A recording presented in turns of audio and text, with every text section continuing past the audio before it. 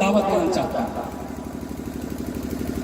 اور معراج کا سفر اور اس کا پیغام قرآن و سنت کی روشنی میں پیش کرنے کے لیے ایک مشہور اور معروف مقرر، اور جن کا نام بھی غالباً اسم با مسمہ ہے اپنی ذات میں اور اپنے کام سے، فضیلت الشیخ مولانا محمد معروف صاحب سلفی حفظہ اللہ و تولا سے میری گزارش ہے کہ آپ آئیں اور اپنے خطاب سے ہم تمام ہی سامعین کو مستفیض فرمائیں۔ فضیلت الشیخ دائز پہ۔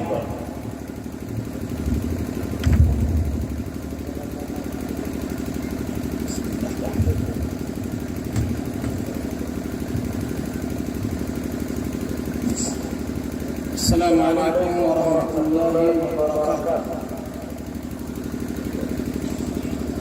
إن الحمد لله نحمده ونستعينه ونستغفره ونعوذ بالله من شرور أنفسنا ومن سيئات أعمالنا، من يهده الله فلا مضل له ومن يضلل فلا هادي له، وأشهد أن لا إله إلا الله وحده لا شريك له، وأشهد أن محمدا عبده ورسوله.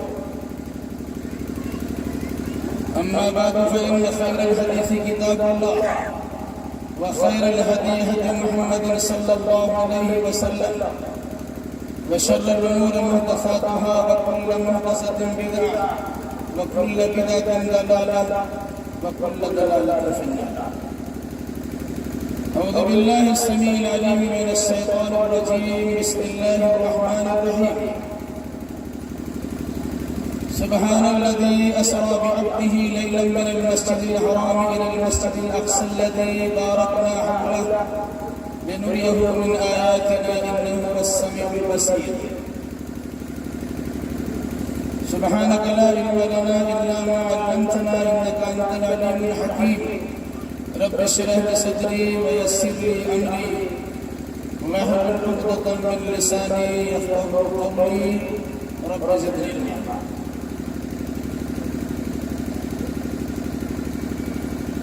حمد و ثنا بڑائی کبریائی لائق و سزاوار ہے اس وحدہ لا شریک احکم الحاکمین کے لیے جو سارے جہان کا پالنہار ہے، جس کے ہاتھ میں عزت و ذلت ہے، جس کے ہاتھ میں حیات و موت ہے، اور درود و سلام نازل ہو جملہ انبیاء کرام علیہ السلام پر، خصوصاً رحمت للعالمین شفیع المذنبین محمد الرسول اللہ صلی اللہ علیہ وسلم پر۔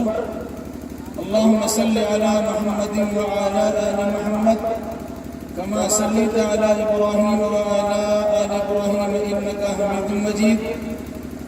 اللهم بارك على محمد وعلى آل محمد كما باركت على إبراهيم وعلى آل إبراهيم إنك حميد مجيد۔ جناب الصدر، معزز علماء کرام، بزرگوں، نوجوان ساتھیوں، عزیز بچوں، پردہ نشین اور بہنوں، آج بتاریخ 9 مارچ 2021 کو شہر نوادہ کے انصار نگر کی رسول اللہ میدان میں عظمت مصطفیٰ کانفرنس کے نام سے اس جلسے کا انعقاد ہوا ہے۔ بعد نماز مغرب ایک نشست چلی اور پھر بعد نماز عشاء دوسری نشست کا سلسلہ شروع ہوا، اور انشاءاللہ کچھ دیر میں یہ سلسلہ بھی موقوف ہو جائے گا۔ عنوان ہے عظمت مصطفیٰ،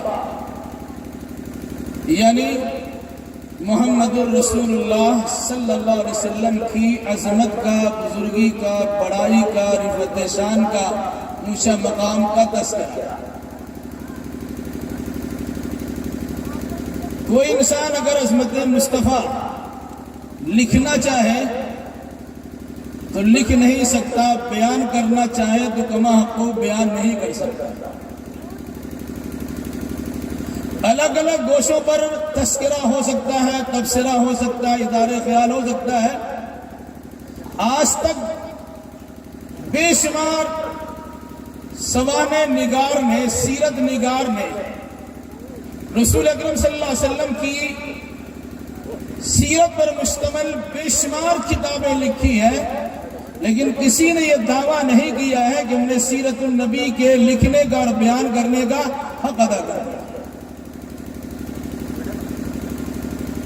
اس لیے آج کی اس عنوان کے تحت میں نے ایک خاص ذیلی عنوان کا انتخاب کیا ہے، جس میں انشاءاللہ رسول اکرم صلی اللہ علیہ وسلم کی عظمت کا، ان کی بڑائی کا بالاختصار تذکرہ کیا جائے گا، اور وہ بھی اس ماہ کی مناسبت سے۔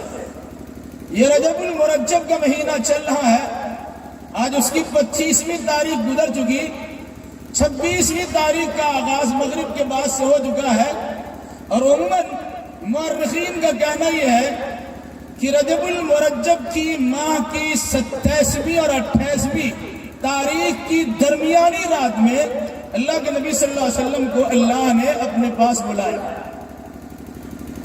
کچھ راز و نیاز کی باتیں ہوئی، کچھ تحفے تحائف عطا کیے گئے۔ اس سفر کا نام عام طور سے ہم لوگ معراج کے نام سے جانتے ہیں، اور اسے معراج کہتے ہیں۔ شاید تقریری انداز نہ ہو، چونکہ ہمیں آپ کو سمجھانا اور بتانا ہے، میری کوشش یہ ہوگی کہ آپ کے دل و دماغ میں باتیں اتر جائیں، اس لحاظ سے چھوٹے چھوٹے جملے اور آسان لفظوں میں اس حقیقت کو سمجھانے کی انشاءاللہ کوشش کی جائے گی۔ اللہ ہمیں صحیح سمجھ کی اور صحیح بیان کرنے، اور ہم سبوں کو صحیح بیان پر عمل کرنے کی توفیق نصیب فرمائے۔ کسی انسان کو رفعت و بلندی کم ملتی ہے جب اسے بے شمار تکالیف سے دوچار کیا جاتا، اور صبر و تحمل سے وہ انسان کام لیتا ہے تو اسے ترقی عطا کر دی جاتی ہے۔ اسی انداز کی کچھ بات ہے۔ نبوت کے 12ویں سال میں رسول اکرم صلی اللہ علیہ وسلم کے ساتھ بے انتہا پریشانیوں کا معاملہ ہوا۔ آپ نے وہ رات اپنی چچیری بہن حضرت ام ہانی کے رات میں گزارا، گھر میں گزارا۔ وہ رات اپنی چچیری بہن حضرت علی کی اپنی بہن ام ہانی کے گھر میں آپ نے وہ رات گزارا۔ وہیں سوئے ہوئے تھے کہ آپ کو جبریل امین نے وہاں سے اٹھایا اور بیت اللہ الحرام یعنی مسجد حرام میں آپ کو لیا۔ باہر کی تمام تر آلائشوں، دکھوں اور دردوں کے ختم کرنے کی جگہ مسجد ہے۔ گھر سے نکالا اور مسجد حرام میں لایا۔ پھر یہاں سے آپ کا سفر شروع ہو۔ اس سفر کی 2 صورتیں ہیں۔ ایک صورت تو یہ ہے کہ زمین سے زمین پر سفر ہوا، مکہ المکرمہ سے فلسطین تک کا سفر ہوا، اس ملک سے دوسرے ملک تک سفر ہوا۔ یہ زمینی سفر ہے۔ اس سفر کا نام ہے اسراء۔ ایک دوسرا سفر ہے فلسطین سے 7 آسمان کی بلندی پر کا سفر۔ اس سفر کے بیان کے لیے اللہ کے نبی صلی اللہ علیہ وسلم نے حدیث میں بیان کیا، ثم عرج بی، پھر مجھے عروج بخشا گیا، مجھے معراج کرایا گیا۔ مجھے بلندیوں پر اٹھایا گیا. اسی لفظ عرج بہ سے لفظ معراج نکال کر سفر معراج اس کا نام دیا گیا. تو سفر کی دو حیثیت ہے، زمینی سفر سے اسراء کے نام سے جانتے ہیں، اور فضائی سفر اور آسمانی سفر جسے معراج کے نام سے جانا جاتا ہے. غور کیجیے گا، آپ کے زمینی سفر کا آغاز ایک مسجد سے ہوتا ہے اور دوسری مسجد پہ جا کے ختم ہوتا ہے. مسجد حرام سے اس سفر کی شروعات ہوتی ہے اور مسجد اقصی تک اس سفر کا اختتام ہوتا ہے. گویا ایک مسجد سے نکلے اور دوسری مسجد میں گئے. اس چیز کو ذہن میں رکھیے، مسجد سے مسجد کا سفر. حدیث اگر یاد رکھیے گا، لا تسد الرحال الا الى ثلاثه مساجد، صرف زیارت کی نیت سے، ثواب کے ارادے سے اگر کسی جگہ کا سفر کیا جا سکتا ہے وہ صرف 3 مسجدیں ہیں. وہ مسجد حرام ہے، مسجد نبوی ہے اور مسجد اقصی. ابھی تو مسجد نبوی کی تعمیر ہی نہیں ہوئی تھی. اس مناسبت سے 2 مسجدیں موجود تھیں. ان 2 مسجدوں کو 2 نبیوں نے بنایا تھا. امام الانبیاء کو ان 2 نبیوں کی بنائی ہوئی 2 مسجدوں سے رشتہ جوڑایا گیا، تعلقات استوار کرائے گئے. وجہ کیا ہے؟ وجہ یاد رکھیے گا، مسجد سجدہ گاہ، پیشانی انسان زمین پہ رکھتا ہے اور اس کی پہنچ عرش معلیٰ تک ہوتی ہے. آپ بلندی چاہتے ہیں تو مسجد چھوڑ کے بلندی آپ کو نہیں مل سکتی. اعلیٰ مقام چاہتے ہیں تو بازار میں گھوم کے اعلیٰ مقام نہیں حاصل کر سکتے. اگر سجدہ ریزی کرتے ہیں، اللہ کی بارگاہ میں پیشانی کو جھکاتے ہیں اور اللہ تبارک و تعالیٰ کو گنگاتے ہیں، تو پھر اللہ آپ کی زمین پر رکھی ہوئی پیشانی کی لاج رکھتا ہے اور آپ کو بلندی کا وہ مقام عطا فرماتا ہے کہ گویا کأنہ یتناجی ربہ. انسان سجدہ میں ہو کر اپنے رب سے گویا سرگوشی کرتا ہے، چپکے چپکے بات کرتا ہے. کیسے بات؟ اللہ کے نبی کو معراج میں بلایا گیا، اللہ سے بات ہوئی، راز و نیاز کی باتیں ہوئی، رسول کو معراج کرایا گیا، آسمانوں کی بلندی پر پہنچایا گیا. آپ نے اللہ سے بات کی. بندے مومن کے اللہ تبارک و تعالیٰ نے یہ آسانی پیدا کر دی کہ ہر انسان کو عرش معلیٰ تک پہنچایا نہیں جا سکتا اور 7 آسمان کی سیر نہیں کرائی جا سکتی ہے، لیکن اگر وہ مقام حاصل کرنا چاہتے ہیں کہ جس کے ذریعے سے اللہ کا قرب خاص حاصل ہو جائے، جس کے ذریعے اللہ تبارک و تعالیٰ سے گفتگو کرنے کا بہترین موقع عنایت ہو جائے، تو آپ کے لیے ضروری ہے کہ سجدہ کیجیے اور اللہ کی قربت حاصل کر کے چلیے. اس مناسبت سے مسجد سے اس سفر کا آغاز ہوا. اسی کو قرآن نے کہا، سبحان الذي اسرى بعبده ليلا من المسجد الحرام الى المسجد الاقصى الذي باركنا حوله لنريه من آياتنا انه هو السميع البصير. تفسیر کسی تفسیر کی کتاب میں مطالعہ کرنے جگہ ملاحظہ کر لیجیے. ترجمہ پر یا بامرادی مفہوم والا ترجمہ پر میں اقتباس کرتا ہوں. پاک ہے وہ اللہ جس نے اپنے بندے خاص محمد الرسول اللہ صلی اللہ علیہ وسلم کو رات کے ایک حصے میں مسجد حرام سے اٹھایا اور مسجد اقصی تک پہنچایا. وہ مسجد اقصی جس کے ارد گرد برکتیں نازل ہوئی. کیوں یہ سفر کرایا؟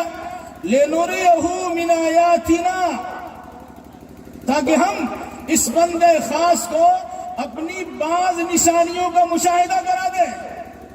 اِنَّهُ هُوَ السَّمِيعُ الْبَصِيرُ، وہ اللہ بہت سننے والا اور بہت دیکھنے والا. تو سفر کی شروعات ہوئی مسجد حرام سے اور اس کا اختتام ہوا مسجد اقصی کا۔ یہ متبرک اور بابرکت سفر کا آغاز مسجد سے مسجد کا۔ ایک بات یاد رکھیے گا،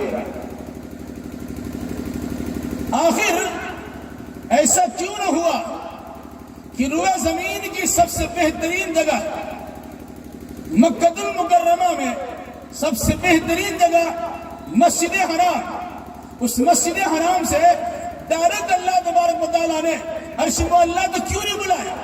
ساتوں آسمان کی سیر کے لیے وہاں کیوں نہیں اٹھایا؟ آپ کو مکہ سے فلسطین کیوں پہنچایا گیا؟ مسجد حرام سے مسجد اقصی کیوں لے جایا گیا؟ کبھی آپ نے غور کیا ہے؟ اگر نہیں غور کیا ہے اختصار سن لیجیے اور غور کرتے رہیے۔ اس سفر کا تذکرہ اللہ نے سورہ بنی اسرائیل میں کیا ہے، اس کا نام سورۃ الاسراء بھی ہے۔ 15-12 کی شروعات میں اس سفر کا تذکرہ ہے، جہاں اس کا ذکر ہوا فوراً کلام کا رخ مڑ گیا اور پھر بنی اسرائیل کا تذکرہ کر دیا گیا۔ وجہ جاننے کے لیے تھوڑا سا تاریخی بیک گراؤنڈ پر نگاہ رکھیے، توجہ کیجیے، یہ بات آسانی سمجھ سکتے ہیں۔ ابراہیم علیہ السلام کی 2 نسل چلی، ایک نسل کا نام ہے بنی اسماعیل اور دوسری نسل کا نام ہے بنی اسرائیل۔ ابراہیم علیہ السلام کا پہلا لڑکا حضرت اسماعیل ہے، ان سے جو نسل چلی وہ حجاز عرب والے لوگ ہیں، انہیں بنی اسماعیل کہا جاتا ہے۔ دوسرا لڑکا حضرت اسحاق ہے، ان کا لڑکا کا نام ہے یعقوب، انہی یعقوب کا دوسرا کا نام تھا اسرائیل۔ ان سے جو نسل چلی ہے انہیں بنی اسرائیل کہا گیا، وہ انہیں شام اور فلسطین کے علاقہ میں بسایا گیا۔ مقصد کیا تھا؟ ایک قبلہ تو بیت اللہ الحرام ہے، دوسرا قبلہ مسجد اقصی ہے۔ آپ کو نبی القبلتین بنانا تھا، 2 قبلہ کا نبی بنانا ہے، 2 کنبہ 2 خاندان کے لیے نبی بنانا ہے۔ ابراہیم علیہ السلام کی نسل چاہے بنی اسماعیل ہو چاہے بنی اسرائیل ہو، دونوں کا نبی بنانا ہے۔ وہاں بھاگ اور تقسیم کا معنی نہیں ہے، سب کو ختم کر دیا گیا اور ایک بنا دیا گیا۔ اس مناسبت سے آپ کے سفر کا آغاز مسجد حرام سے ہوتا ہے، جو بنی اسماعیل کی جائے پیدائش ہے اور جائے بنا ہے، اور اس کے اختتام وہاں ہوتا ہے جو بنی اسرائیل کا سب کچھ ہے، جہاں ان کی نبوت و رسالت کا سکہ چل رہا ہے۔ اس مناسبت سے بنی اسرائیل اور بنی اسماعیل دونوں پر حکومت، دونوں پر اقتدار، دونوں پر نبوت و رسالت کے چھاؤں جا ڈالنے کے لیے اللہ تبارک و تعالیٰ نے محمد الرسول اللہ صلی اللہ علیہ وسلم کو مسجد حرام سے نکالا اور مسجد اقصی تک پہنچا دیا۔ اور آگے بڑھتے ہیں، مسجد اقصی میں آپ پہنچے، کیسے پہنچے؟ ہلکا سا تذکرہ۔ ابھی گھر سے لایا گیا، مسجد حرام میں آپ کو جگایا گیا، اوپن ہارٹ سرجری کی گئی، بائی پاس نہیں، پورا چیر دیا گیا، خطیم میں رکھا گیا، چیر کے الگ کیا، وہاں سے دل کو نکالا، سونے کے تشت میں دل کو رکھا اور زمزم کے پانی سے اس کی دھلائی کی، اور پھر اس کے بعد آپ کے قلب اطہر کو، دل مبارک کو وہیں لگا دیا جہاں آپ کا دل تھا، اور اس کے بعد سلائی کر دیا۔ علم و حکمت سے لبریز آپ کے دل کو بنایا گیا۔ کسی کا بھی ہارٹ کی سرجری ہو، آپریشن ہو اور بولے چل جائیے، تو اس کے دماغ خراب چلے گا کیسے؟ یا ابھی تازہ ترین واقعہ پیش آیا، آپ کو اوپن ہارٹ سرجری کیا گیا اور فوراً جبریل امین نے ایسی سواری پر آپ کو رکھا کہ جس کی دوڑ اور جس کی پہنچ کا عالم یہ ہے، اگر اس کی ایک ٹاپ یہاں پڑتی ہے، حدی نگاہ میں دوسرا ٹاپ ان کا پڑتا ہے۔ اس سواری کے لیے لفظ ہے براق۔ براق برق سے بنا ہے، برق مانے بجلی، بجلی کی رفتار کیا ہے؟ پر سیکنڈ 1,86,000 میل کا فاصلہ طے کرتی ہے یہ بجلی، جو آپ کے تاروں میں گھوم رہی ہے اور جس کے نتیجے میں روشنی آتی ہے۔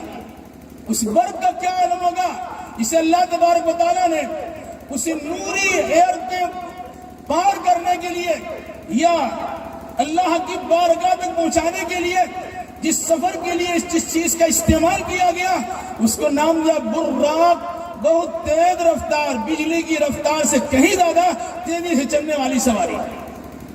یہ سواری کیا تھی بھائی؟ گدھا سے ذرا سا اونچا، گھوڑا سے ذرا سا نیچا. جیسے خچر ہوتا ہے اس انداز کی سواری لائے گی. دوستوں نے تو ایسا کر دیا نعوذ باللہ، ہزار بار نعوذ باللہ، کہ آدمی اپنی غلط حرکتوں کا انتساب اللہ کے نبی کی طرف کر دیتے. براق کی شکل بنائی گئی، جسم تو گھوڑے کی طرح ہے اور شکل بڑی خوبصورت عورت کی طرح. لا حول ولا قوت الا باللہ. ایسا کچھ نہیں ہے. ہاں ایک سواری لائی گئی، براق خچر کی طرح کا ایک جانور تھا جس پر آپ سوار ہونا چاہ رہے تھے. تو روایات کے مطابق اس سواری نے ذرا نخرہ دکھایا،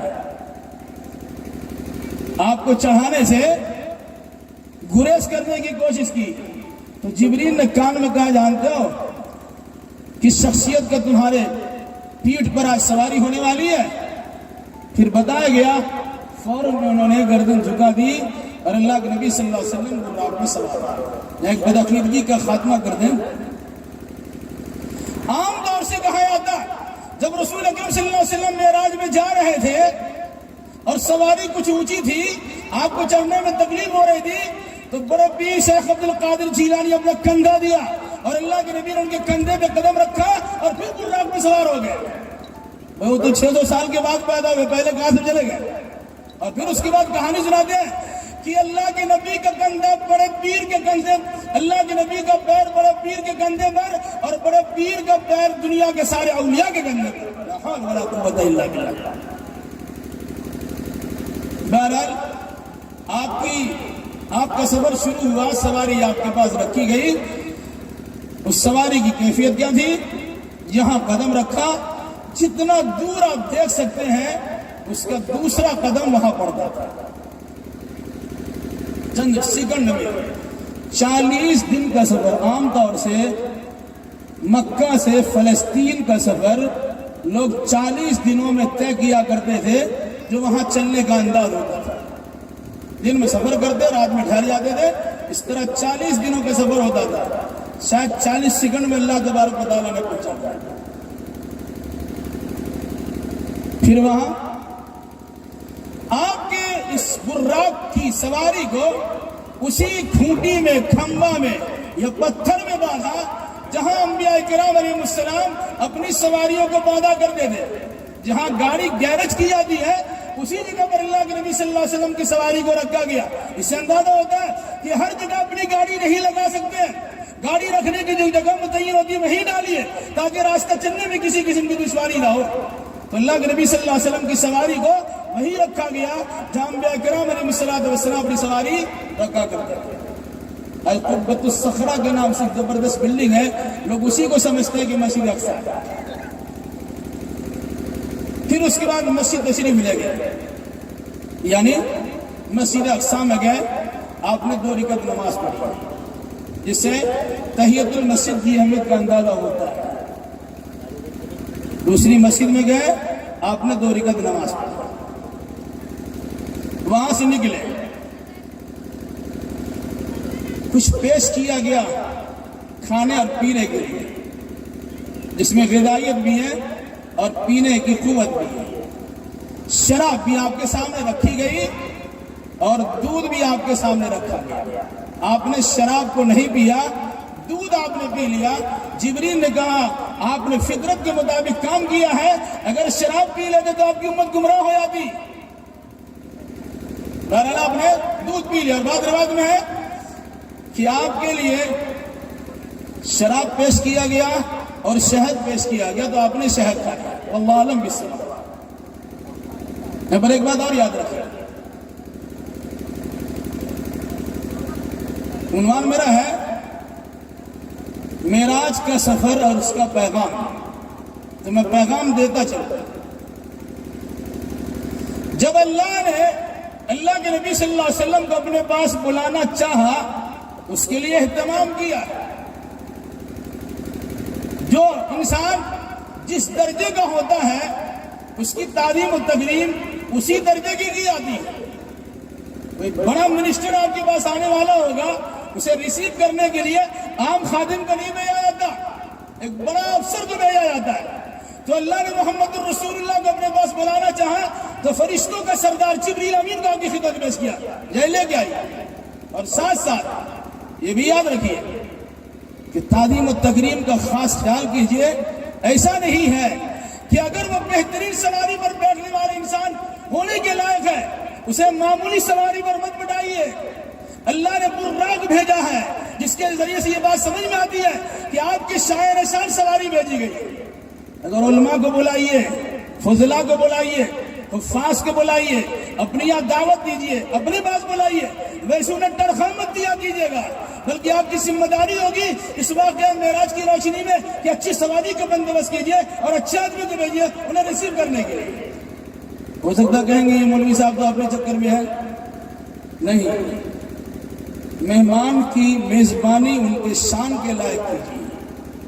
آپ اپنا شان رکھیے لیکن ساتھ ساتھ جس مقام منصب کا مہمان ہوگا اس کی تعظیم تقریب اسی انداز سے کیجیے۔ یہ سواری آپ کی خدمت پہنچی، آپ کو لے جایا گیا، مسجد اقصی پہنچایا گیا، آپ نے نماز پڑھی، وہاں پھر ہلکا پھلکا توشے سفر جس طرح کہتے ہیں کہ تھک گیا 1.5 گھنٹہ کے بعد چائے وغیرہ پی لے، اب ایک دوسرا سفر شروع ہونے والا ہے، دوسرا جنکشن، اس جنکشن سے دوسرے جنکشن ہم کو جانا ہے کہ ہلکا پھلکا کھا لیجیے، پتہ نہیں راستے میں کچھ ملتا ہے کہ نہیں ملتا ہے، تو آپ کے لیے دودھ پیش کیا گیا، آپ نے دودھ تناول فرمایا اور پھر اس کے بعد دوسرا سفر شروع ہوا۔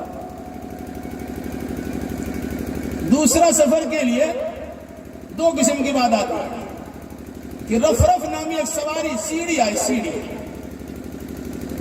آج اس کو دیکھیے آپ، جسے آپ لفٹ کہتے ہیں، برج الخلیفہ میں چلے گئی تو پتہ چلے گا چند سیکنڈ میں کتنی دور کا فاصلہ 100 منزلہ کی بلڈنگ کے فاصلے کو طے کر لیا جاتا ہے۔ یہ سب کچھ سکھایا گیا، کہاں سے لیا ہے؟ اللہ کے نبی صلی اللہ علیہ وسلم کے لیے اسی سواری بھیجی گئی، اور جب بھی مجھے بلند کیا گیا، اٹھایا گیا، بلندی پر پہنچایا گیا، مجھے معراج کرایا گیا، تو سواری کیسی تھی اللہ کو معلوم ہے، کوئی تفصیل تو کہ نہیں ہے، لیکن بعض روایت کے مطابق ان کے لیے ایک سیڑھی لائی گئی، اس سیڑھی کا حال کیا ہے؟ سیکنڈوں میں اوپر، ساتھ میں جبریل امین ہے، سید الملائکہ سید الانبیاء کے ساتھ۔ اب ان دونوں کا سفر شروع ہوا، فدائی سفر، زمین سے اب آسمانی سفر کا آغاز ہوا، دونوں ایک ساتھ جا رہے ہیں۔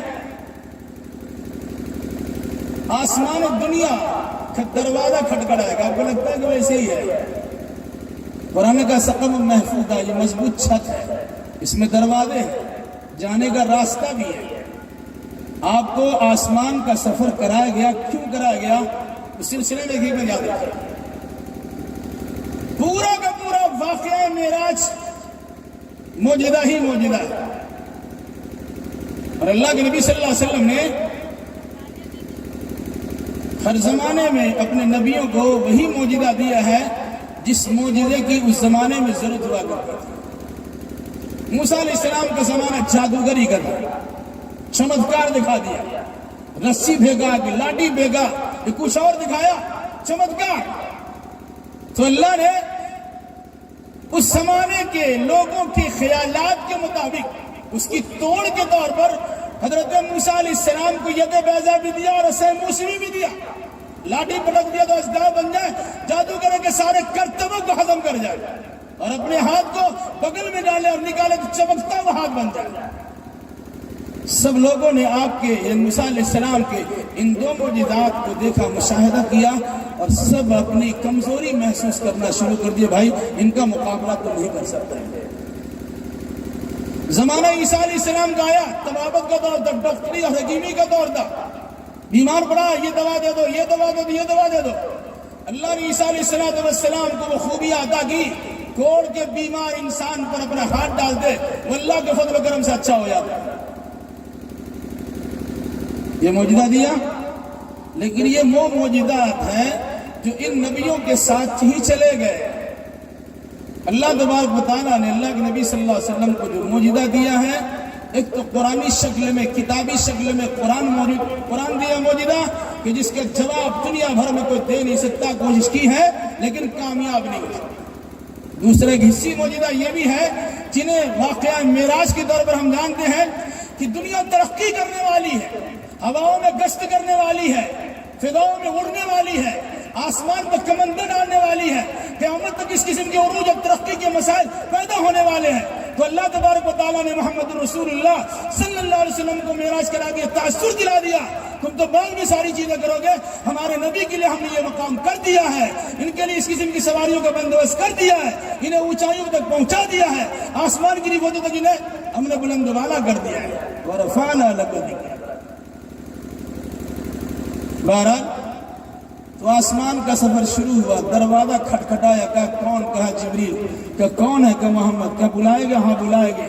دروازہ کھلا، اب آسمان پہ قدم رنجا ہو گئے۔ کل تک مکہ کی سرزمین پر چلنے میں دشواری تھی، ظالموں نے آپ کے لیے مکہ کی سرزمین کو تنگ کر دیا تھا۔ 1.5 سال کے بعد آپ کو ہجرت کرنے پر مجبور ہونا تھا، تو اللہ نے یہ دکھا دیا کہ اللہ کے نام میں ثابت قدم رہیے، اللہ بلندی کو مقام عطا کرے گا جو انسان کی سوچ سے بالا تر ہے۔ آسمان پر پہنچ گئے، پہلے آسمان پر دیکھا ایک جگہ حضرت آدم علیہ السلام بیٹھے، ایک بزرگ بیٹھے ہوئے ہیں، آپ نے ان کو سلام کیا، السلام علیکم، انہوں نے کہا وعلیکم السلام، پھر کہا، کیا کہا؟ مرحبا بالنبی الصالح والابن الصالح، اے میرا نیک بیٹا اور نیک نبی، خوش آمدید، مبارک ہو، تشریف لائے۔ پوچھا یہ کون ہے؟ کہ بابا آدم۔ دیکھا گیا بائیں طرف دیکھتے ہیں تو خوش ہوتے ہیں اور بائیں طرف دیکھتے ہیں تو غمزدہ ہوتے ہیں، رونے لگ جاتے ہیں۔ پوچھا کیا معاملہ ہے؟ کہ دائیں طرف ان کی اولاد میں جنت میں جانے والے لوگ ہیں، ان کی جنت میں جانے کی خوشی میں ان کے چہرے لہلہا اٹھتا ہے چہرہ، اور بائیں طرف جب دیکھتے ہیں اندازہ ان کو ہوتا ہے کہ جہنم میں جائیں گے تو مرجھا جاتا ہے ان کا چہرہ۔ کیا سمجھ میں آیا؟ بیٹے کی ترقی پر باپ کو خوش ہونا چاہیے اور بیٹے کی تنزلی پر باپ کو رنجیدہ ہونا چاہیے۔ پہلے آسمان پر آدم علیہ السلام سے ملاقات ہوئی، کیا چلیے اور آگے چلا جائے، اسی انداز کی سواری، اسی انداز کا سفر سید الملائکہ نے سید الانبیاء کا ہاتھ تھاما اور دونوں دوسرے آسمان پر قدم رنجا ہونے کے لیے قریب پہنچ گئے۔ دروازہ پھر پر کھٹکھٹایا، پھر سوال کون؟ جبریل۔ کون ہے ساتھ میں؟ محمد۔ بلایا گیا؟ جی ہاں۔ کہ تشریف لائے۔ دروازہ کھلا اور چلے گئے۔ اس دوسرے آسمان پر حضرت یحییٰ اور حضرت عیسیٰ علیہم الصلاۃ والتسلیم سے اللہ کے نبی صلی اللہ علیہ وسلم کی ملاقات ہوئی، سلام کلام ہوا۔ پھر ان دونوں نبی نے کہا مرحبا بالاخ الصالح ومرحبا بالنبی الصالح، اے نیک نبی اور نیک بھائی تشریف لائیے، ویلکم، خوش آمدید، مرحبا۔ اسی اندر تیسرے آسمان پہ گئے، وہاں اس شخصیت سے ملاقات ہوئی جسے اللہ تبارک و تعالیٰ نے پوری دنیا کا آدھا حسن سے نوازا تھا۔ وہ اسی اسرائیل یعنی یعقوب کا چشمہ چراغ حضرت یوسف علیہ السلام ہے، ان سے ملاقات تیسرے آسمان پر۔ پھر چوتھے آسمان کا سفر ہوا، وہاں ملاقات حضرت ادریس ہوئی، انہوں نے بھی کہا اے میرے نیک بھائی اور نیک نبی تشریف لائیے، خوش آمدید۔ پھر اس کے بعد اور آگے بڑھے، پانچویں آسمان پر حضرت ہارون علیہ السلام سے ملاقات ہوئی، انہوں نے بھی اسی انداز سے نیک بھائی اور نیک نبی کہہ کر مرحبا، خوش آمدید کہا۔ پھر چھٹے آسمان پہ گئے، شکل وہی، صورت وہی، انداز وہی۔ پھر وہاں پہنچنے کے بعد موسیٰ علیہ السلام سے ملاقات ہوئی، انہوں نے بھی کہا اے نیک بھائی اور نیک نبی خوش آمدید۔ پھر اس کے بعد ساتویں آسمان کا سفر ہوا، وہاں ایک بزرگ سے ملاقات ہوئی جو بالکل خانہ کعبہ کی سیر میں فرشتوں کی عبادت کی ایک جگہ ہے، وہ بھی ایک مسجد ہے جس کا نام ہے بیت المعمور۔ اس سے ٹیک لگا ایک بزرگ کو دیکھا، ان کو بھی سلام کیا، جواب ملا، انہوں نے بھی کہا مرحبا بالابن الصالح والنبی الصالح، اے میرا نیک بیٹا اور نیک نبی تشریف لائیے۔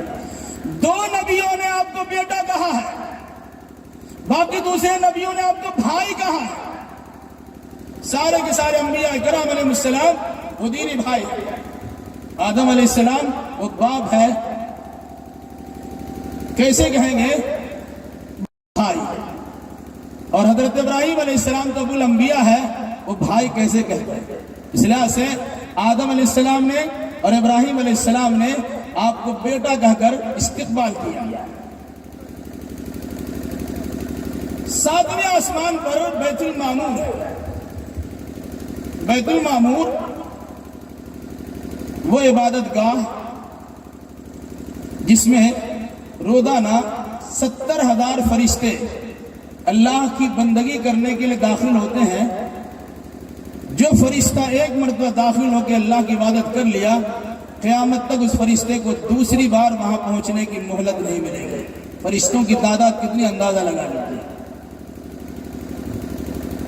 تو بیت المعمور میں یا بیت المعمور کے پاس حضرت ابراہیم علیہ السلام سے ملاقات ہوئی۔ یہ سب ساتویں آسمان پر۔ اس کے بعد اور تھوڑی بلندی ہوئی، کہاں پہنچے؟ عند سدرۃ المنتہی عندہا جنت الماوی اذ یغشی السدرۃ ما یغشی ما زاغ البصر وما طغی لقد رأى من آیات ربہ الکبریٰ۔ ایک بیری کا درخت ہے، ساتویں آسمان پر ایک درخت ہے، گاچھ ہے بیر کا۔ اس کی خصوصیات میں حدیث میں بیان کی گئی، تفصیلات بتانے کی ضرورت نہیں ہے۔ جس کے پتے ہاتھی کے کان کی طرح چوڑے چوڑے، اور جس کا پھل ہجر کے علاقہ ہے وہاں کے بڑے بڑے مشکوں کی طرح بڑا بڑا پھل۔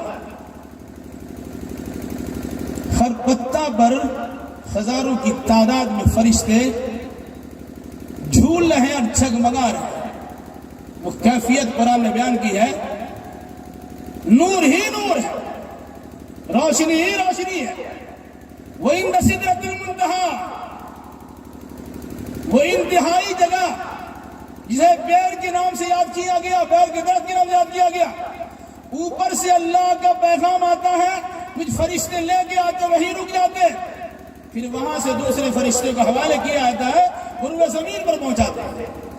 انسان کی اعمال یہاں سے پہنچائی جاتا، ان کی روح پہنچائی جاتی، ان کے فرشتے لے کے ان کے اعمال کو پہنچتے ہیں، وہ بھی جا کے سدرۃ المنتہی پہ رک جاتے ہیں، ان کو اوپر جانے کی نوبت نہیں آتی۔ اس لیے اس کا نام ہے منتہا، جہاں انتہا ہو جائے۔ اسی کے بغل میں جنت الماوا ہے، ایک جنت ہے، اسی کے بارے میں کہا تھا وہیں حضرت آدم علیہ السلام کو رکھا گیا، پھر اسی جنت الماوا کی سیر اللہ کے نبی صلی اللہ علیہ وسلم کو کرائی گئی۔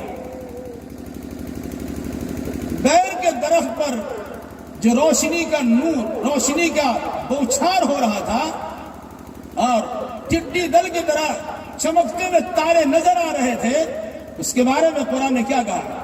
اذ یغشی السدرۃ ما یغشی ما زاغ البصر ما رأى۔ اللہ کے انوار و تجلیات کا ظہور جب سدرۃ المنتہی پہ ہو رہا تھا، آپ نے اپنی نگاہوں سے اسے دیکھا ہے، لیکن آپ کی نگاہ چدھیائی رہی ہے۔ سورج کی روشنی پہ آنکھ ڈالیں گے، تھوڑی دیر کے بعد آپ کی نگاہ، آپ کی آنکھ میں درد ہونا شروع ہو جائے گا، لیکن چاند کی روشنی پہ نگاہ دوڑائیں گے، روشنی بھی ہوتی ہے، وہ ٹھنڈی روشنی ہوتی ہے، آپ کو تکلیف نہیں ہوتی۔ تو سدرۃ المنتہی جگمگا رہا ہے، لیکن آپ کو دیکھنے میں کسی قسم کی تکلیف نہیں۔ وہ جگمگاہٹ کیا تھی؟ وہ اللہ تبارک و تعالیٰ کی نورانی مخلوقات ہے جو رسول اکرم صلی اللہ علیہ وسلم کی استقبال میں گئے وہاں۔ پھر اسی جگہ پر اس کے بعد کے کچھ اور مسائل ہیں۔ اللہ کے نبی صلی اللہ علیہ وسلم کو اتنا اونچا کیا گیا. آپ کہتے ہیں میں نے کاتب تقدیر یا لوح محفوظ میں لکھنے والے فرشتوں کے قلم کی سرسراہٹ کو میں نے سنا، اتنا دور مجھے پہنچائے گا. اور بعض روایت میں مستوی کا لفظ ہے. اللہ کا مستوی کیا ہے؟ علی العرش استوى. اس لحاظ سے بعض علماء نے کہا کہ اللہ کے نبی صلی اللہ علیہ وسلم کو عرش پر بٹھائے گا، عرش پر لے جائے گا، اور نہیں اونچا مقام تو دیا ہی گیا. پھر وہاں رسول اکرم صلی اللہ علیہ وسلم کے ساتھ جو بھگت کا معاملہ ہوا، جو راز و نیاز کی باتیں ہوئی، جو گفتگو کی باتیں ہوئی، ان چیزوں کا بھی تذکرہ کر کے بالاختصار اس یادگار سفر کو جبریل امین کے ساتھ طے کرایا گیا. بہت مشہور ہے، اگر یکسر منہ برتر پرم فروغ تجلا بسودت پرم. جبریل نے کہا بس اس سے آگے میں بڑھ نہیں سکتا، آگے بڑھوں گا تجلیات کی روشنی میرے پر کو جلا کے خاک کر دے گی، اس مناسبت سے میں آگے نہیں بڑھ سکتا. میرے علم کے مطابق اس سلسلے میں کوئی صحیح حدیث مجھ کا تذکرہ نہیں، بلکہ بخاری اور مسلم کے لفظ کے مطابق تسنیہ کا صیغہ استعمال کی. یہ دونوں اللہ کی بارگاہ پہنچے کب؟ جب موسیٰ علیہ السلام نے کہا کہ وہ 50 وقت کی نماز لے کے آئے، میری امت تو پڑھ نہیں پاتی، 2 وقت کی نماز 50 پڑھا لیجیے گا. پھر دونوں اللہ کی بارگاہ میں پہنچے. اور یہ کہنا کہ جبریل امین بھی روک دیا گیا نہیں بھائی.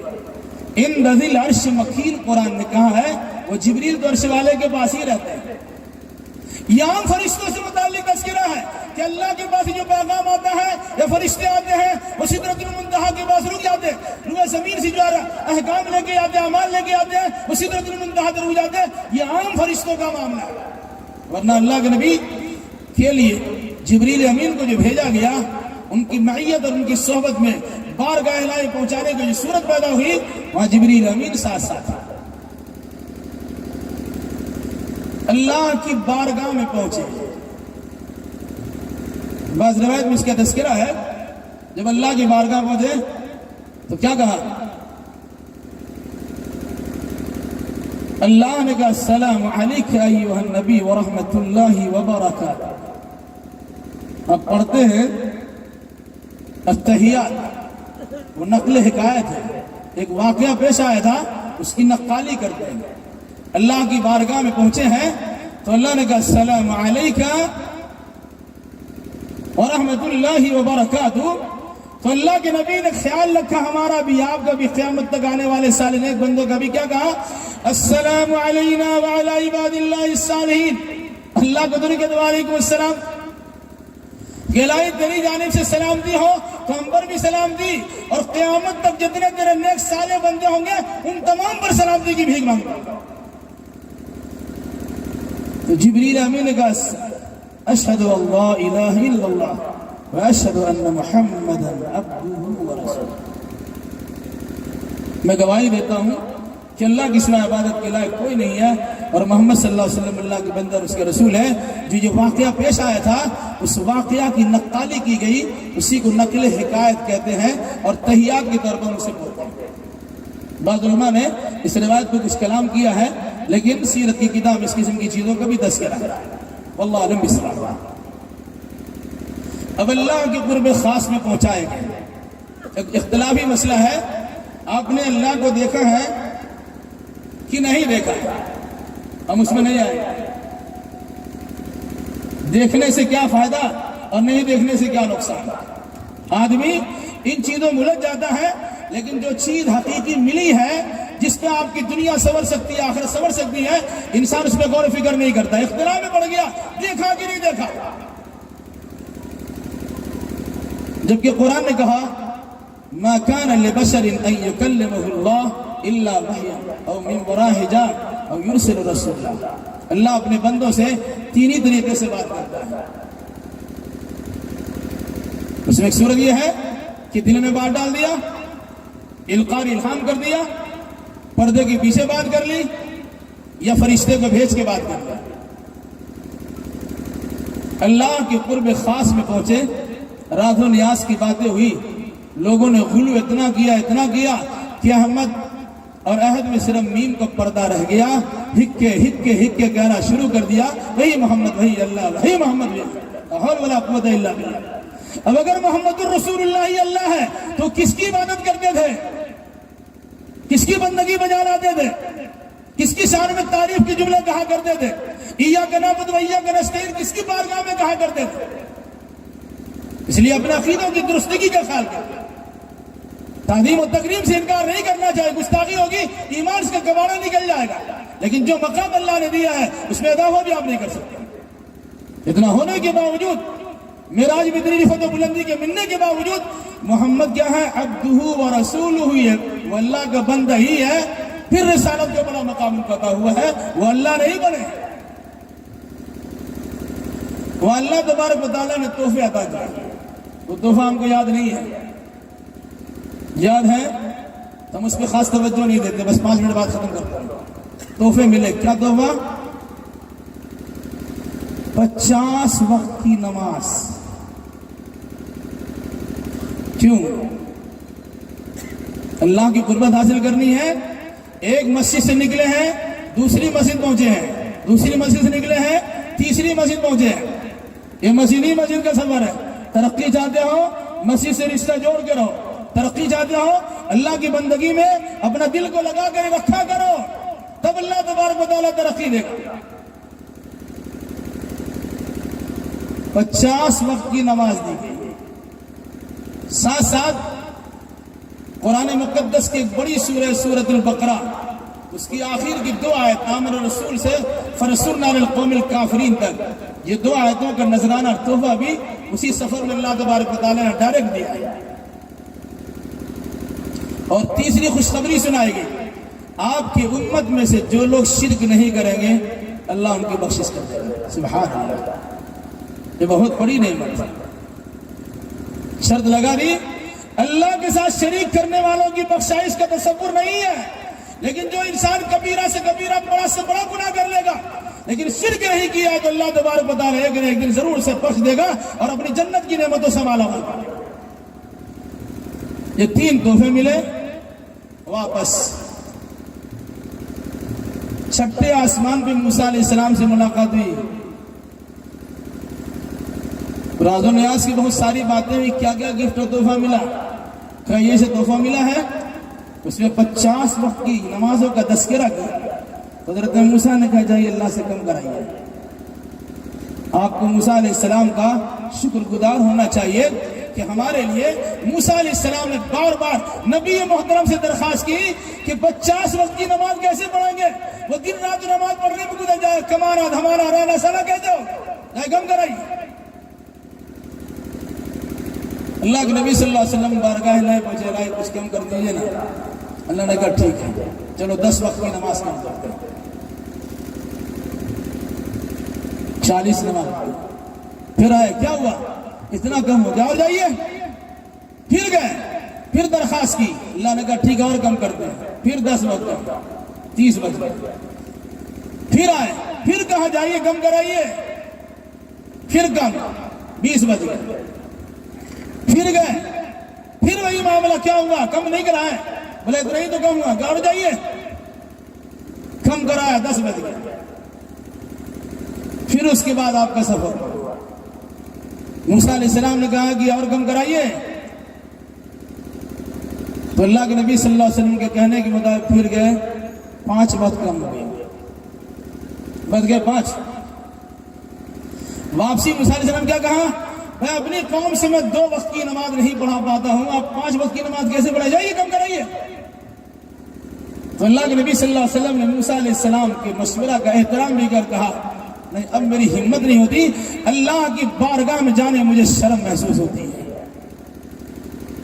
50 وقت کی نماز کے 5 اللہ نے کر دیا، اب میں نہیں جاؤں گا۔ یاد رکھیے گا میرے نبی نے ہم پر امید کرتے ہوئے کہ میری امت تو کم سے کم 5 وقت کی نماز پڑھ ہی لے گی، بنی اسرائیل 2 وقت کی نماز پڑھنے میں کوتاہی برتی ہے، میرے نبی نے کہا کہ نہیں میری امت کے لیے 5 وقت کی نماز ہے، مجھے امید ہے کہ میری امت کے لوگ 5 وقت کی نماز پڑھ لیں گے، نہیں گئے، مجھے شرم آتی ہے اللہ کی بارگاہ میں جانے کی۔ اللہ کے رسول کی شرم کا بھی ہمارے پاس اعتبار نہیں ہے اور وہ 5 وقت کی نماز ہم پڑھ نہیں پاتے.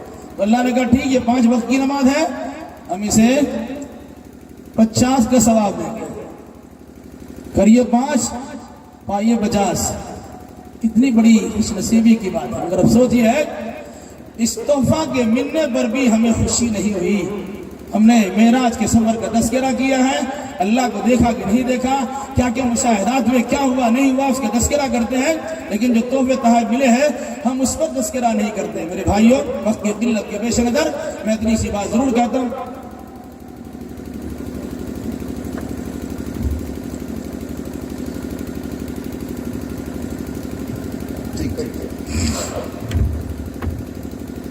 تو 50 وقت کی نماز 5 وقت میں تبدیل ہو گئی, لیکن اللہ نے کیا کہا, پڑھو تم 5 ہم 50 کا ہی ثواب. کتنی بڑی چیز ہے. میں نے دیکھا ہے اسی اسٹیج پر یا اسی میدان میں عشاء کی نماز کا وقت ہوا, اذان بھی ہوئی, کتنے لوگوں نے نماز نہیں پڑھی ہوگی. خوش فہمی مبتلا ہم ہو جائے کہ نماز پڑھ لیے ہوں گے پہلے, لیکن کتنے لوگ جنہوں نے نماز نہیں پڑھی ہوگی. عظمت مصطفیٰ کانفرنس میں شریک ہے اور اللہ کے رسول کی عظمت جس بنیاد پہ ملی ہے ہم اس عظمت کو سمجھنے کے لیے تیار نہیں ہیں. واقعہ معراج عظمت و رفت کی بے مثال ایک مثال ہے, بے مثال مثال ہے, لاجواب مثال ہے.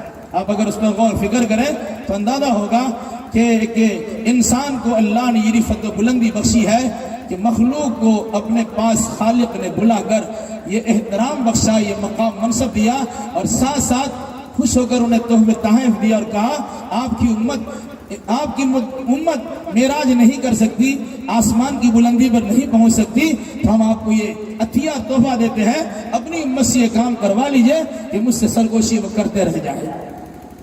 سجدہ کیجئے اور اللہ کی قربت حاصل کیجئے, نماز پڑھیے, اللہ سے سرگوشی کیجئے, چھپ چھپ کے بات کیجئے. پھر پڑھ لیجئے وہ 2 آیات جو سورۃ البقرہ کی آخر آیات ہے. انسان مشکلات کا تذکرہ کرتا ہے, پریشانیوں کا رونا روتا ہے, ہر جگہ ہنگامہ آرائی کھڑا کر کے رکھا ہے. بیماری ہے تو پریشانی کا تذکرہ, کورونا ہے تو پریشانی کا تذکرہ, کسی مرض میں مبتلا ہوگی پریشانی کا تذکرہ, حالات خراب ہو گئے تو پریشانی کا تذکرہ. قرآن کہتا ہے کہ اللہ کی بارگاہ میں اللہ کے بندے یہ دعا کرتے ہیں کہ الہی مجھ پر ایسا بوجھ نہ لاد جس کے بوجھ کا اٹھا ہی نہ سکے.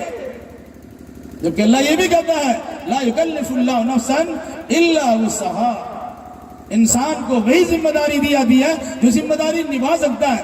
5 وقت کی نماز پڑھنے کی ذمہ داری نبھا سکتے تھے تب آپ کو دیا گیا ہے, لیکن ہم نے 5 وقت کی نماز کو 4 وقتوں میں تبدیل کر دی. بہت سے لوگ پڑھتے ہیں وہ 4 ہی وقت پڑھتے ہیں, فجر گول, پھر بھی دعویٰ ہے پکا ہے. پکا کیا ہے, وہ توحید و سنت کا پابند, لیکن فجر کی نماز کبھی جماعت سے نہیں پڑھتے الا ماشاءاللہ. ایسے لوگ بھی ہیں. یہ خوشخبری جب سنائی گئی, کہا گیا آپ کی امت کے لیے خوشخبری کا یہ تحفہ دیا جاتا ہے کہ اگر شرک نہیں کرے گا تو بخشش کی گنجائش ہے, ہم بخش دیں گے. آج ہم کو اس پر بھی خوشی نہیں ہے, ہم شرک کے دلدل میں پھنسے ہوئے ہیں اور توحید سے کنارہ کشی اختیار کیے ہوئے ہیں. لیکن واقعہ معراج کے لیے بطور خاص 10 دن بعد آپ کا تقریر ہوتی ہے اور مجلسوں کا انعقاد ہوتا رہتا ہے, اور شب معراج کی عظمت و حرمت کے نام پر بہت سارے اعمال حرکتیں کی جاتی ہے. رات میں عبادتیں کی جاتی ہے اور اس کے دن میں روزہ رکھا جاتا ہے اور کہا جاتا ہے یہ ہزاری روزہ ہے.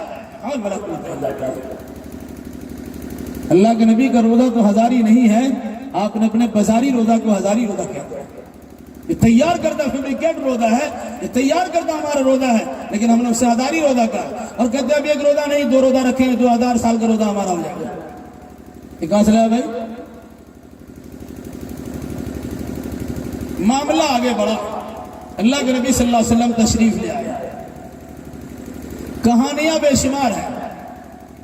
ایسی کہانی ابھی پہنچے تو بستر گرم تھا, دروازے کی کنڈلی ہل رہی تھی, یہ ہو رہا تھا وہ ہو رہا تھا.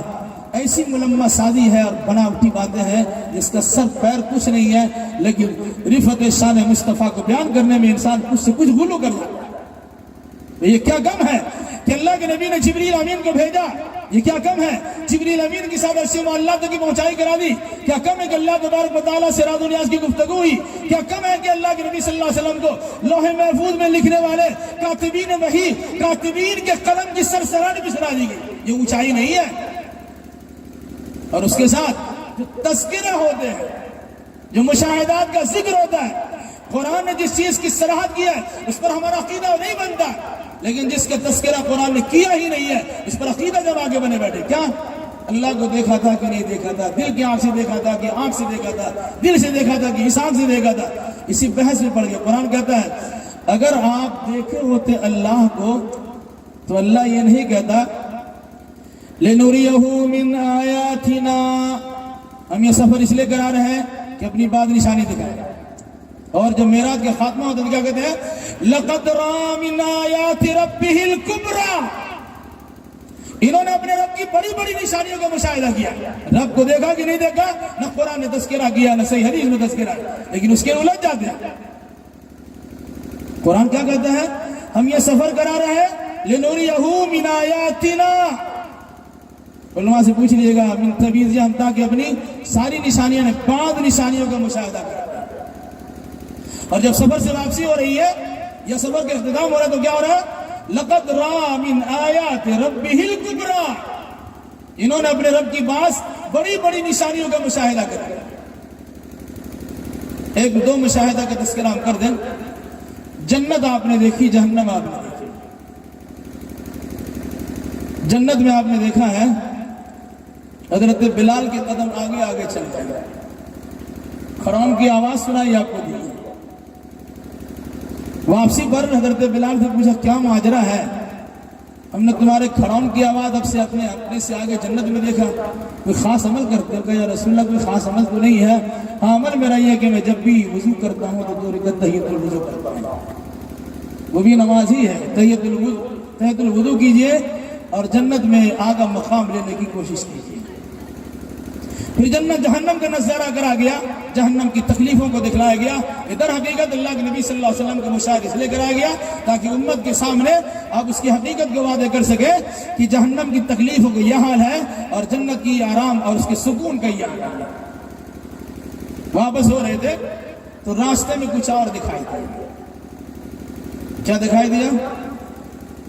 دیکھا کچھ لوگ ہیں جن کے انگلیوں میں تانبے کے ناخن بنے ہوئے ہیں، وہ اپنے چہرے کو نوچ رہے ہیں اور اپنے گریبان کو چاک کر رہے ہیں. جبریل نے امیر سے اللہ کے نبی نے پوچھے کون لوگ ہیں؟ کہا امت کے وہ لوگ ہیں جو یاکلون لحوم الناس ویقعون فی اعراضہم کما قال، یہ لوگوں کا گوشت کھاتے ہیں اور ان کی عزت و آبرو کے پیچھے پڑ جاتے ہیں. مطلب یہ چغل خور یا غیبت کرنے والے لوگ ہیں کہ لوگوں کی عزت و ناموس کو تار تار کرتے ہیں اور اس کی برائی بڑے مزے لے کر بیان کرتے ہیں. قرآن نے کہا لا یغتب بعضکم بعضا ایحب احدکم ان یاکل لحم اخیہ میتا فکرہتموہ. غیبت کرنا اپنے مردار بھائی کا گوشت کھانا ہے. کہا یہ گوشت کھا رہے تھے بلکہ یہ گوشت یہ نوچ رہے تھے. غیبت کرنے والے اور ساتھ ساتھ چغلی کرنے والے، عزت و آبرو کو نیلام کرنے والے لوگوں کی یہ مثال اللہ کے نبی صلی اللہ علیہ وسلم کو دکھلایا گیا، ڈیمو دکھایا گیا کہ بعد میں ایسا ہوگا. اور اسی میں ہم جیسے مولویوں کے بھی حال کا تذکرہ کریں. کچھ لوگوں کو دیکھا گیا کہ جن کے ہونٹ کاٹے جا رہے ہیں. پوچھا یہ کون لوگ ہیں؟ آپ کی امت کی خطیب، اسپیکر، مقرر، تقریر کرنے والے لوگ ہیں جو دوسروں کو سمجھاتے ہیں خود اس پر عمل نہیں کرتے. لوگوں کو بھلی باتوں کو حکم دیتے ہیں اور خود عمل نہیں کرتے. میرے بھائی ذرا غور کیجیے، ہماری لمبی لمبی تقریریں تو ہوتی ہے اور ہم اس پر خود عمل نہیں کرتے ہیں. کیا حال ہے؟ اللہ کے نبی صلی اللہ علیہ وسلم کو اس معراج کے سفر میں دکھایا گیا. یہ زبان جو بڑی طلاقت لسانی کے ساتھ، تسلسل کے ساتھ آپ کی زبان جاری و ساری ہے، جس طرح چاہتے تقریر کر لیتے ہیں. اگر آپ کا عمل نہیں ہے تو یاد رکھیے آپ کی زبانیں کاٹ دی جائیں. اور اس کے علاوہ بہت ساری چیزیں ہیں، اس میں جھوٹ سچ بھی ہیں، بہت ساری چیزیں مشہور بھی ہیں جس کا سر پیر نہیں ہے لیکن مشہور بہت. بہرحال اللہ کے نبی صلی اللہ علیہ وسلم تشریف لے کہاں ہے؟ جہاں سے اٹھائے گئے تھے وہیں لائے گئے. کہاں سے اٹھائے تھے؟ بیت المقدس سے ان کو اٹھایا گیا، پھر واپسی بیت المقدس. ہر آسمان سے اترتے آئے، ہر آسمان میں ملنے والے نبی، اللہ کے نبی صلی اللہ علیہ وسلم کو ایئرپورٹ پہنچانے کے لیے ساتھ آنے لگے. گویا ساتواں آسمان کی سیر کرنے کے لیے ایئرپورٹ وہی ہے مکہ المکرمہ کے بالمقابل بیت المقدس. وہاں جائیں گے، وہاں سے اٹھائے جائیں گے. سب فرشتے ساتھ آتے گئے، لوگ آتے گئے اور کارواں بنتا گیا. سارے فرشتے یعنی سارے انبیاء کرام بیت المقدس میں جمع. کچھ لوگ کہتے ہیں کہ جب اللہ کے نبی صلی اللہ علیہ وسلم سفر میں جا رہے تھے تو آپ نے وہاں نبیوں کی امامت کرائی، لیکن محققین کی رائے یہ ہے کہ جب آپ واپس ہوئے تو سارے نبی آپ کے ساتھ واپس ہوئے، بیت المقدس میں جمع ہوئے، اور سارے نبیوں کی امامت اللہ کے نبی صلی اللہ علیہ وسلم نے سفر معراج کی واپسی بھی کی. اور یہی تحقیقی قول ہے. کیوں؟ اگر پہلے امامت کرا دیے ہوتے تو پہلے آسمان پہ آدم سے ملاقات ہوئی، دوسرے پہ حضرت یحییٰ و عیسیٰ سے ملاقات ہوئی، تیسرے پہ حضرت یوسف سے ملاقات ہوئی، چوتھے پہ حضرت ادریس سے ملاقات ہوئی، پانچویں حضرت یحییٰ سے ملاقات ہوئی، چھٹے پہ حضرت موسیٰ سے ملاقات ہوئی، اور ساتویں پر حضرت ابراہیم سے ملاقات کی. سب نبی کے بارے میں جبریل امین صاحب نے پوچھا یہ کون ہے، یہ کون ہے، یہ کون ہے. جب پہلے ملاقات ہو چکی ہوتی پوچھنے کی کیا ضرورت ہے؟ سب واپس آئے مصلی امامت پر. جبریل امین اللہ کے نبی صلی اللہ علیہ وسلم کو پڑھایا، آپ نے نماز 2 رکعت پڑھائی. اللہ کی بارگاہ میں پہنچ کر اللہ سے راز و نیاز کی بات کی. دونوں مسجدوں تک پہنچا کر قبلتین، دونوں قبلہ کا ایک طرح سے صاحب قبلتین آپ کو بنا دیا. تمام نبیوں کو ایک جگہ جمع کرا کر ساری نبیوں کا امام اور سردار بنا دیا گیا. خوش قسمتی ہے ایسے نبی کی امتی ہونے کا ہمیں شرف حاصل ہے، اور بدقسمتی ہے کہ ایسے نبی کی تعظیم و تکریم کرنے کے نام پر بے شمار الٹی سیدھے باتیں کرتے ہیں، اور ان کا ادب و احترام کرنے کے نام پر الٹی سیدھی چیزوں کو لگا دیتے ہیں، لیکن ان کی اتباع، ان کی فرما برداری، ان کے نقش قدم پر چلنے کے لیے ہم کبھی تیار بھی نہیں ہوتے.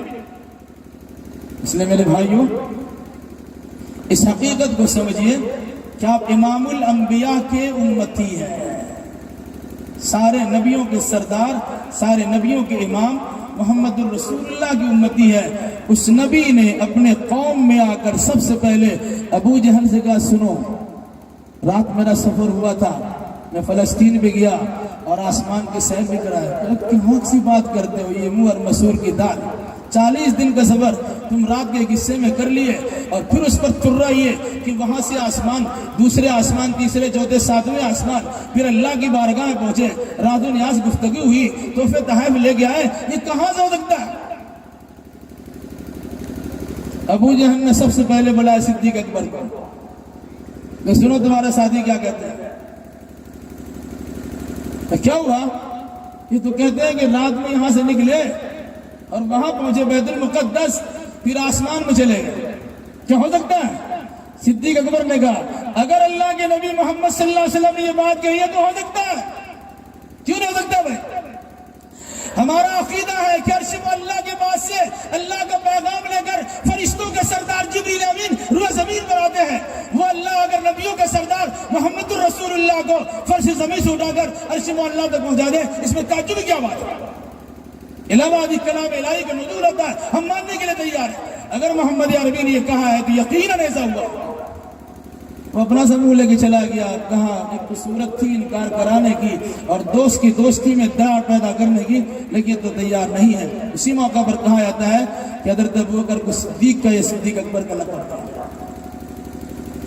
سمجھ میں یہ ہے واقعہ معراج. پھر اللہ کے نبی صلی اللہ علیہ وسلم نے واقعہ معراج کی تفصیلات سنائی. بہت سارے صحابہ نے اس کو روایت کیا ہے، کہیں مختصر ہے کہیں مفصل ہے. ان روایتوں کو پڑھیے، اچھے انداز سے پڑھیے، احادیث کی صحیح کتاب اس کے مطالعہ کیجیے. واقعہ سفر معراج ضرور بیان کیجیے، لیکن سفر معراج کے واقعہ سے ہمیں کیا عبرت و نصیحت ہمیں میسر ہوتی ہے اس پر بھی نگاہ دوڑائیے اور سبق لینے کی کوشش کیجیے. اس دور ترقی میں انسان اگر بلندی پر پہنچتا ہے تو ہوا میں اڑتا ہے، جہاں سے سفر کر رہے ہیں. ترقی کے نام پر یہ چیز ہوتی ہے نا. کہاں تم آج سوچ رہے ہو ہمارے نبی آسمان کی بلندی پہ چڑھ کے اپنا قدم رکھ چکے ہیں. اب ایسے نبی کی شان میں گستاخی کرو، کہاں کرو؟ اس لیے امتی کی ذمہ داری ہے اپنے رسول کی شان کو، اپنے رسول کی عظمت کو، اپنے رسول کے مقام منصب کو، اپنے رسول کی اونچائی اور بڑائی کو یاد رکھے، اور جس بنیاد پر یہ مقام دیا گیا اس بنیادی کیفیت کے مطابق آپ کو درس دیا گیا کہ اسی انداز سے عمل پیرا ہونے کی کوشش کیجئے۔ اگر آپ کی پیشانی روئے زمین پہ ٹکتی ہے تو اللہ کی بارگاہ میں آپ کی پہنچ ہوتی ہے۔ اب سورج کے اللہ تعالیٰ بات کرتے ہیں، سرگوشی کرتے ہیں، راز و نیاز کی گفتگو آپ کے اللہ کی بارگاہ میں ہوتی ہے۔ یہ ہے سفر معراج کا ہلکا سا اشارہ جو اس عنوان کے تحت عظمت مصطفیٰ میں نے ایک ذیلی عنوان قائم کر کے اس سلسلے میں کچھ باتیں رکھی ہیں۔ بہت ساری تفصیلات ہیں، کچھ جھوٹ بھی ہے، کچھ غلط بھی ہے، کچھ ملمہ سازی بھی ہے، کچھ حقیقت سے بے اعتنائی بھی ہے۔ میں نے مختصر وقتوں میں کچھ باتیں رکھی، اگر صحیح ہو تو اللہ کے واسطے اسے مان لیجئے، اور اگر کہیں بھول نظر آئے تو میری اصلاح کیجئے۔ میں آپ کا شکر گزار ہوں گا۔ اللہ تبارک و تعالیٰ سے دعا کرتا ہوں الہی ہمیں اس سفر معراج کی حقیقت کو سمجھنے اور اس میں ملنے والے تحفے اور تحائف کی جاننے اور اسے اسی انداز سے برتنے کی توفیق عطا فرما۔ الہی جب تک ہمیں زندہ رکھ کتاب اللہ اور سنت رسول اللہ پر عمل کرتے ہوئے زندہ رکھ، اور جب ہمارا خاتمہ ہو انہی دونوں کی ترویج اشاعت کرتے ہمارا خاتمہ ہو۔ اقول قولی ھذا واستغفر اللہ لی ولکم وللسائر المسلمین وآخر دعوانا ان الحمد للہ رب العالمین، والسلام علیکم ورحمۃ اللہ وبرکاتہ۔